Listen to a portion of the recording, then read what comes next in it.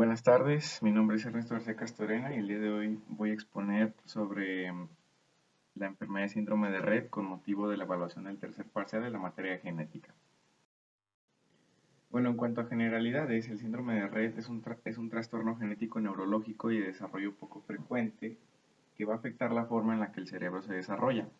Va a provocar la pérdida progresiva de las capacidades motoras y del habla y va a afectar principalmente a mujeres. Sin embargo, los hombres pues no estamos exentos, aunque es muy raro que se presente en los hombres. Se relaciona con el trastorno del espectro autista, que es una de las principales manifestaciones, y al principio las bebés con síndrome de Rett pues parece que van a crecer y desarrollarse con normalidad, pero hay ciertos signos que nos indican que pues no va a ser así y hay que ponerles atención para poder iniciar un tratamiento precoz y que las alteraciones que vayan a presentar no sean tan acentuadas en un futuro. Bien, en cuanto a seudónimos de este trastorno, comúnmente pues es conocido como síndrome de Rett, trastorno de Rett, o en la literatura se encuentra frecuentemente con la abreviación RTT. Algunos nombres médicos o científicos con los que se le asocia pues está el autismo, demencia, ataxia y síndrome de pérdida de movimientos con propósito de la mano. Esto vamos a verlo como uno de los síntomas también más frecuentes, ya sea que las pacientitas pues aplauden, se frotan las manos, las agitan, etcétera, sin algún propósito. Y bueno, también con la hiperamonemia cerebrotrófica se le asocia a este síndrome. En cuanto a antecedentes históricos, tenemos que en 1966 el pediatra austríaco Andreas Rett reportó en Alemania 31 niñas que habían desarrollado una regresión mental en edad temprana, además de movimientos estereotipados de las manos y otras manifestaciones peculiares del comportamiento. Además de que al examen mostraban pues apraxia de marcha y de manos. Desafortunadamente, fuera de Austria y de Alemania, su descripción de estos casos permaneció desconocida por aproximadamente 17 años.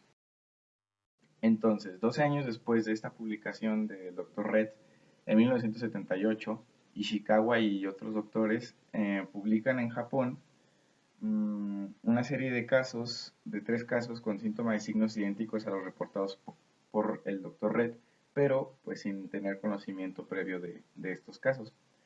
En 1980, Hagbert en Manchester, Inglaterra, presentó 16 niñas desconociendo los reportes de Red y Chicago.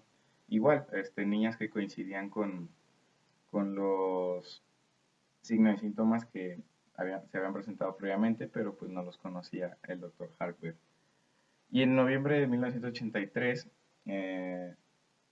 se reporta en una revista neurológica una serie conjunta de 35 niñas de estos 3 países, Suecia, Portugal y Francia, en donde ya se define como tal pues el síndrome de Rett. Un año después, en 1984, se establecen los criterios del síndrome durante la segunda conferencia internacional sobre el síndrome de Rett en Viena. Los podemos ver en estos cuadritos. Y bueno, trasladándonos a un contexto nacional, fue hasta el año de 1989 cuando en México se reporta el primer grupo de 9 niñas con síndrome de Rett. Continuando con lo que son las anormalidades, pues anormalidades en el crecimiento tenemos que hay una desaceleración temprana del crecimiento de la cabeza, seguida de una desaceleración de las mediciones de peso y altura. La desaceleración del crecimiento de la cabeza puede proporcionar el indicador clínico más temprano para el diagnóstico del trastorno de Rett, pero no es necesario para establecer un diagnóstico clínico. En cuanto a normalidades craneofaciales, pues se va a presentar la microcefalia y en menor medida las que vemos en esta imagen, como lo es epicantos, perfil medio facial plano, surco nasolabial liso, etc. Siguiendo con anormalidades en las extremidades, encontramos que aunque la causa es central, por sistema nervioso central, pues las pacientes van a presentar un color diferente y una temperatura diferente en las extremidades a nivel distal o sea, a lo que presentan en el resto del cuerpo. En cuanto a normalidades sistémicas o de diferentes sistemas, encontramos que las principales anormalidades se encuentran en el sistema nervioso central. Por lo tanto, va a haber anormalidades en el habla, en los movimientos de las manos, que ya las mencionamos anteriormente, movimientos estereotipados sin ningún propósito, anormalidades en el equilibrio, anormalidades sociales o de conducta, En el aprendizaje o trastornos del desarrollo, aquí es donde aparece lo del autismo, anormalidades respiratorias con periodos de apnea y de hiperventilación.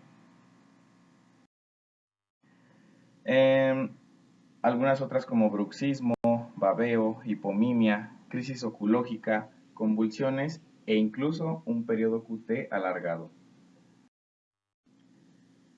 En cuanto a normalidades del músculo esquelético, se va a presentar distonía, rigidez, bradicinesia, clonus proximal y un déficit mineral que va a volver a estos pacientes propensos a desarrollar fracturas. Se presenta también la escoliosis y en algún punto estos pacientes pues ya no van a poder caminar. Lo vamos a ver más adelante en lo que es, de hecho en la siguiente diapositiva, en lo que es la historia natural de la enfermedad. Pues bien, en cuanto a historia natural de la enfermedad, tenemos que se clasifica en 4 estadios. El primero se le conoce como estancamiento de inicio temprano, con una edad de inicio del medio año al año y medio. Eh, Tiene un retardo en el progreso del desarrollo, pero el patrón de este mismo no es francamente anormal. Tiene una duración de semanas a meses y bueno, puede presentar retardo postural temprano, un desarrollo disociado y las pacientitas se caracterizan por arrastrarse sentadas. En el estadio 2 hay una regresión rápida del desarrollo, ya es más marcado, y tiene una edad de inicio del primer año de vida a los 4 años, donde se pierden destrezas eh, y destrezas de la comunicación adquiridas. Se hace evidente la deficiencia mental y dura de semanas a meses e incluso puede extenderse hasta un año. Hay la pérdida de destrezas adquiridas puede ser en la fineza de los dedos, balbuceo palabras o en el juego activo. Después tenemos el estadio número 3, que es el periodo pseudoestacionario, donde en lugar de ir de bajada se aplana un poco pues, la funcionalidad de estas pacientes. Tenemos que inicia después del estadio 2, hay algo de restitución en la comunicación, hay preservación aparente de la capacidad ambulatoria, hay también una regresión neuromotora, pero esta suele pasar desapercibida, ya que es lenta e inaparente. Y bueno, este estadio dura de años a décadas. Mm, Aún conservan el contacto visual. Y aquí es donde empiezan los problemas respiratorios moderados, lo que ya comentábamos de los periodos prolongados de apnea e hiperventilación. Se presentan convulsiones en el 15% de los pacientes. Y bueno, aquí ya se manifiesta lo que es la praxia y la dispraxia de manos. Finalmente, en el estadio 4, que es el deterioro motor tardío, inicia cuando cesa la ambulación en el estadio 3, o sea, cuando la paciente ya no puede caminar, cuando ya genera una dependencia completa a silla de ruedas y cuando hay una disabilidad severa, caracterizada por atrofia y deformidad distal. Este estadio pues dura décadas y tenemos dos clasificaciones. Entre el estadio 3 y 4, el paciente puede pues, debutar en el estadio 3 como no ambulatorio y si esto es así, entonces vamos a clasificar el estadio 4 en 4A o 4B. 4A es aquel que antes era ambulatorio y ahora ya no es ambulatorio, y 4B es el que nunca fue ambulatorio.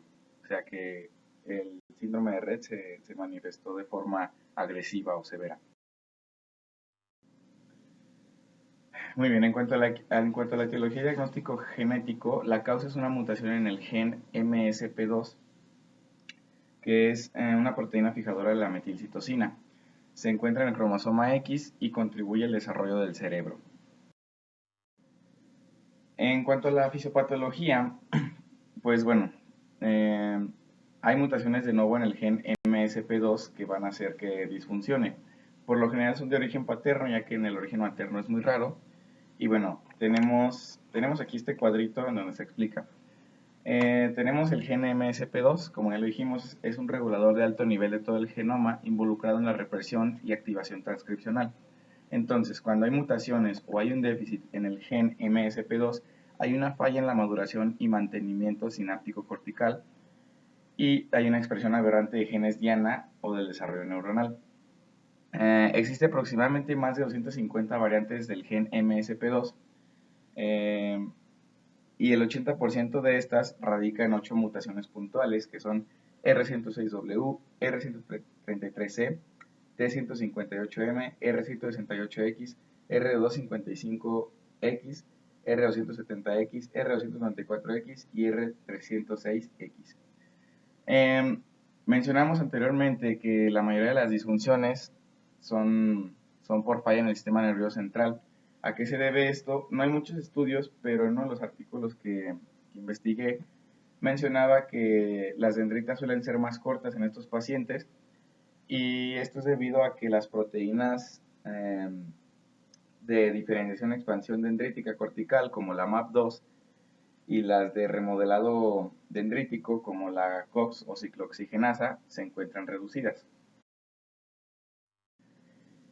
En cuanto al diagnóstico genético, es necesaria una muestra de sangre para análisis de ADN, y se tienen que buscar las variantes patogénicas del gen MSP2.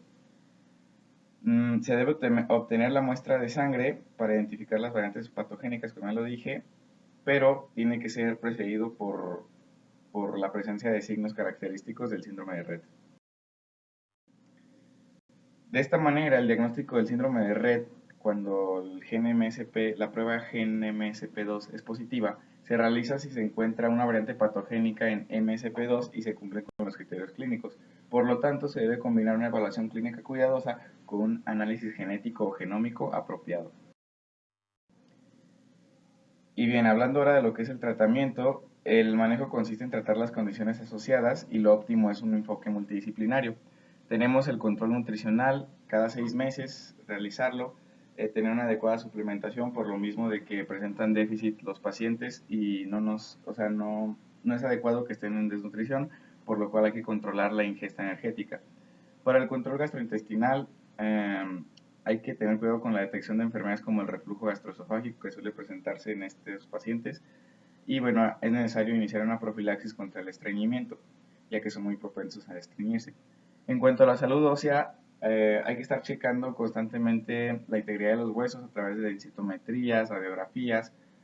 Y bueno, son de mucha ayuda lo que es la actividad física y la suplementación con calcio y vitamina D. Para el manejo de la escoliosis tenemos pues el empleo de medicamentos, cirugía, fisioterapia. Para las convulsiones, una monitorización por videoelectroencefalografía, dieta cetogénica y un estimulador del nervio vago. Estos dos últimos muy útiles para las crisis irritables.